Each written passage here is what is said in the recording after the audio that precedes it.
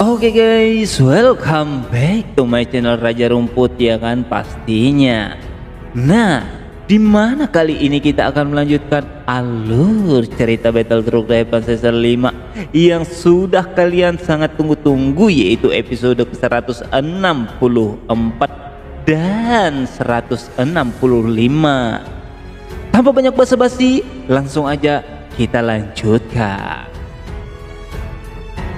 Cerita pun berlanjut di mana Xiao Tian dan Yao Ming kakak beradik itu bertarung habis-habisan.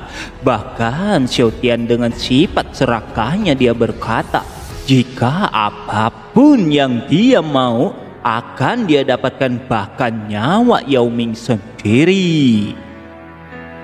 Yao Ming dan Xiao Tian masing-masing berdiri tepat di atas energi berwujud ular berukuran ratusan kaki, meraung saling serang hingga ledakan demi ledakan tercipta, membuat kelompok Xiaoyan harus terus bertahan di balik api surgawi Xiaoyan.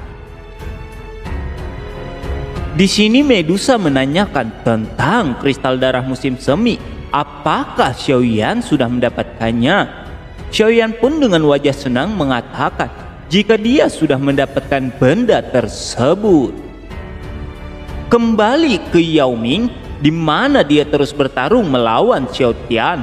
Xiao Tian pun yang merasa jika dirinya sudah bertambah kuat beberapa kali tersenyum jahat ke arah Yao Ming. Sebelum mereka saling adu pukulan di udara hingga Xiao Tian mendapatkan pukulan telak di wajahnya oleh Yao Ming. Xiao Tian yang terkena pukulan itu terlempar hingga memuntahkan darah segar. Yao Ming yang tidak ingin menyia-nyiakan kesempatan, dia langsung membentuk sebuah segel dan menciptakan energi berbentuk tangan yang besar. Namun di sisi lain, Xiao Tian juga membentuk sebuah segel tangan yang sama. Xiao Tian dan Yao Ming berteriak dan segel itu pun bertabrakan hingga menciptakan sebuah ledakan yang dahsyat, hingga kelompok Xiaoyan harus lebih berhati-hati dengan ledakan energi dari pertarungan Xiao Tian dan Yao Ming. Setelah ledakan itu mulai menghilang, terlihat Xiao Tian terjatuh dengan darah di sudut mulutnya. Yao Ming yang melihat itu langsung kembali melesat dengan serangan doki yang memadat di tangannya. Namun Xiao Tian juga memiliki teknik yang sama hingga dia masih bisa menahan serangan Yao Ming. Melihat pertukaran pukulan dua Dao Sheng membuat Jinglin dan Xiao Yishan memasang wajah pucat dengan keringat dingin di wajah mereka berdua, memahami jika kekuatan seorang Dao Sheng sangat mengerikan. Xiaoyan yang melihat pertarungan antara dua saudara itu cukup lama membuat dia berpikir untuk membantu Yao Ming agar bisa lebih mudah mengalahkan Xiao Tian. Namun saat itu juga Jinglin merasakan jika ada kelompok baru yang menerobos. Ternyata itu adalah orang-orang dari suku Piton 9 Tanah yang mengkhawatirkan kepala suku mereka. Kelompok Xiaoyan yang melihat itu membuat mereka tahu jika keadaan sekarang akan semakin rumit saja. Xiao Tian yang melihat jika orang-orangnya telah datang, dia langsung memanggil dan meminta bantuan dengan berkata jika ada pencuri yang masuk ke wilayah mereka. Ketika kelompok dari suku Piton 9 Tanah akan menyerang, Xiaoyan pun siap untuk memberikan perlawanan. Dan ketika itulah Yao Ming berkata, lancang sekali.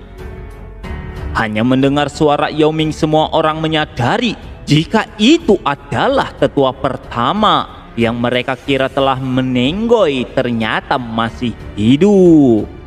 Salah satu dari komandan pasukan itu meminta penjelasan kepada Yao Ming. Namun Xiao Tian berteriak agar mereka segera menyerang Yao Ming. Yao Ming pun akhirnya mengeluarkan sebuah pusaka suku Piton dari dalam dadanya, tongkat Piton 9 Tanah yang tenang.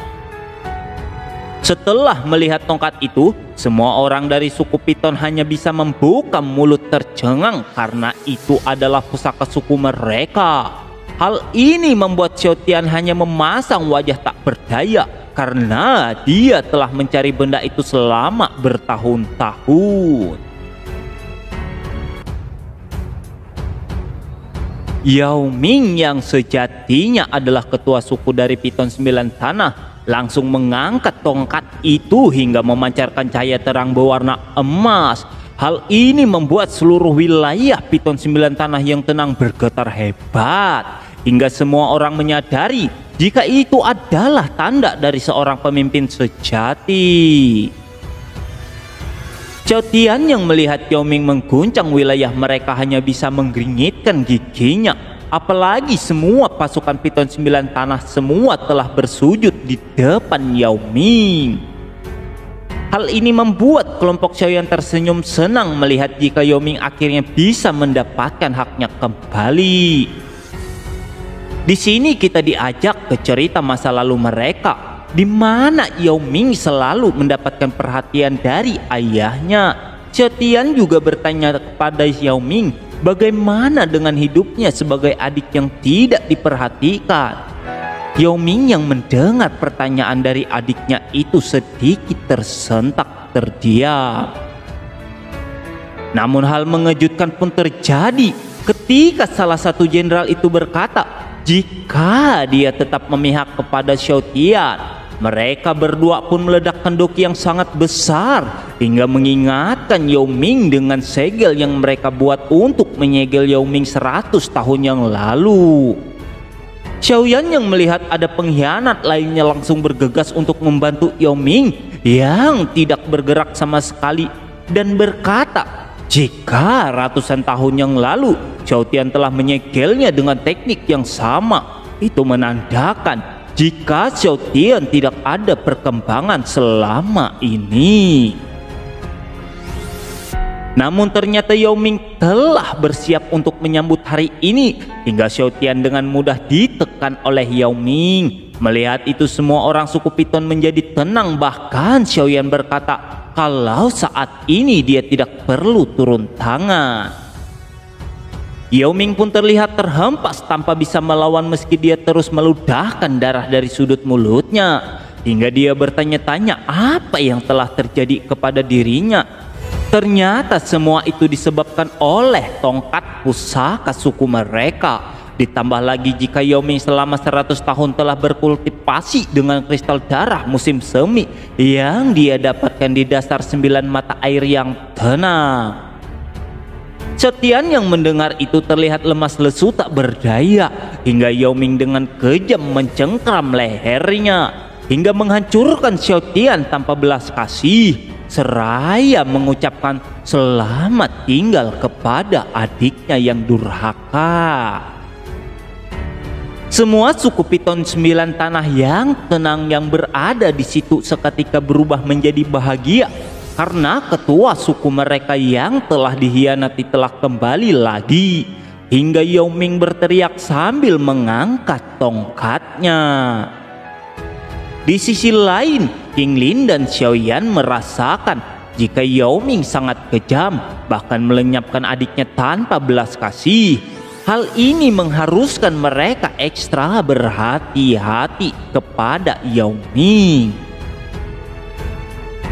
Di sudut lain, jenderal yang tadinya memihak kepada Xiao Tian memutuskan untuk mengakhiri hidupnya. Bahkan Xiaoyan yang melihat itu sedikit terkejut sebelum orang itu meledak hingga binatang berwujud belut itu terlempar ke arah semua orang. Ternyata itu adalah salah satu dari usahanya untuk melarikan diri. Namun sangat disayangkan, Xiaoyan yang sudah terbiasa akan hal ini langsung menangkapnya dan menghancurkan wujud ular itu hingga berkeping-keping. Orang-orang suku Piton 9 Tanah yang tahu jika Xiaoyan telah membantu kepala suku mereka, membuat mereka menangkupkan tangan lalu berterima kasih atas bantuan Xiaoyan. Saat itulah salah satu jenderal Piton 9 Tanah merasakan perasaan familiar hingga dia menyadari jika Medusa memiliki garis keturunan murni dari Piton 7 warna penelan surga. Dia pun berdiskusi dengan Yao Ming tentang garis keturunan mereka yang hampir punah.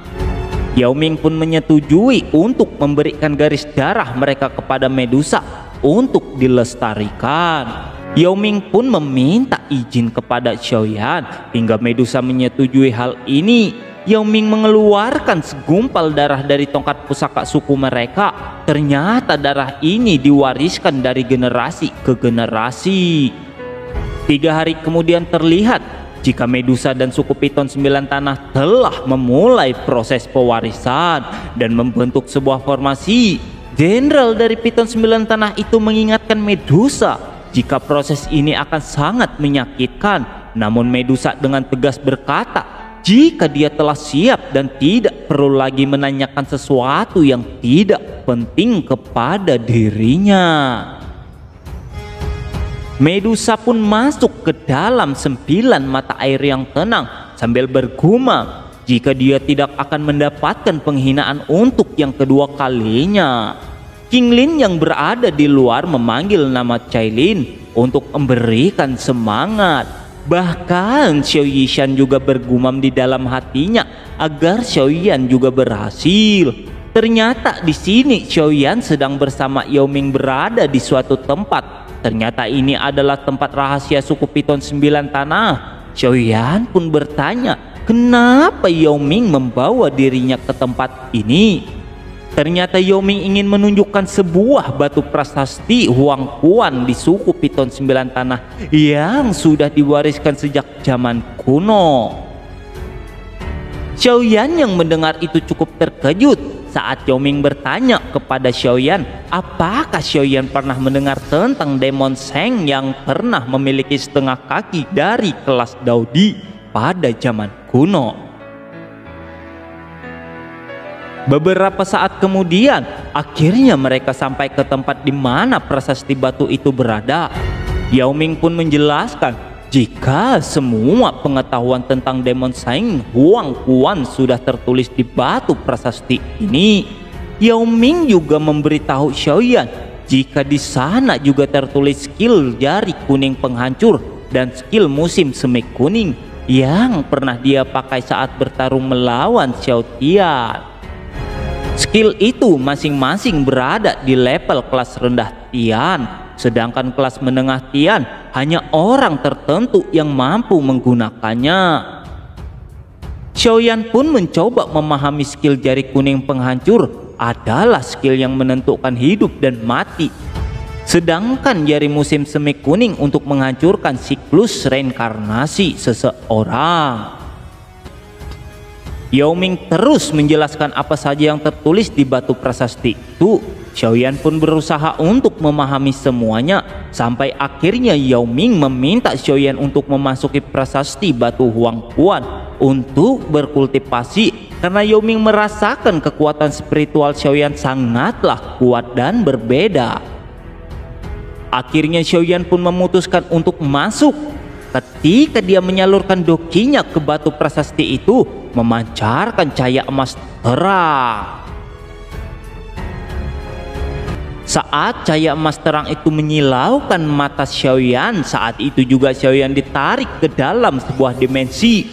Hal ini membuat Xiaoyan terkejut, dan setelah itu Xiaoyan merasakan jika jiwanya sedang dicabik-cabik. Kepalanya terasa sudah mau pecah. Saat seperti itu Xiaoyan masih berusaha untuk tenang, lalu berusaha untuk berkonsentrasi lebih dalam. Di sini darah terus merembes dari sudut matanya, bahkan dari telinganya. Setelah beberapa saat dia terus bertahan, dia pun bisa lepas dari tekanan yang hampir membuat dirinya tak berdaya. Di sini Xiaoyan menyadari jika dia hanya bisa mengandalkan kekuatan spiritualnya saja. Xiaoyan pun melihat intisari darah Huang Kuan dan dia melesat dengan cepat. Sebelum sebuah energi berfluktuasi dan berubah menjadi sebuah skill jari kuning penghancur, Xiaoyan mencoba terus bertahan, namun skill itu sangat kuat, bahkan membuat Xiaoyan terlempar dan disambut skill musim semi kuning. Xiaoyan pun seperti ditangkap dan diremas oleh skill musim semi itu. Xiaoyan yang tidak pernah menyerah berkata, jika dia tidak akan pernah bisa berhenti saat ini. Seketika Xiaoyan meledakkan dokinya dan menciptakan sebuah tinju yang menghancurkan skill musim semi kuning sambil berteriak memanggil nama Huang Quan dan meminta agar Huang Quan memberikan ujian kepada dirinya. Seketika sebuah energi kembali berfluktuasi membentuk sebuah pusaran yang lebih besar. Xiaoyan yang melihat itu sedikit tersenyum seolah-olah jiwa Huang Quan mendengar ucapan barusan. Akhirnya skill ketiga dari Huang Quan yang bernama kemarahan menyelam musim semi kuning.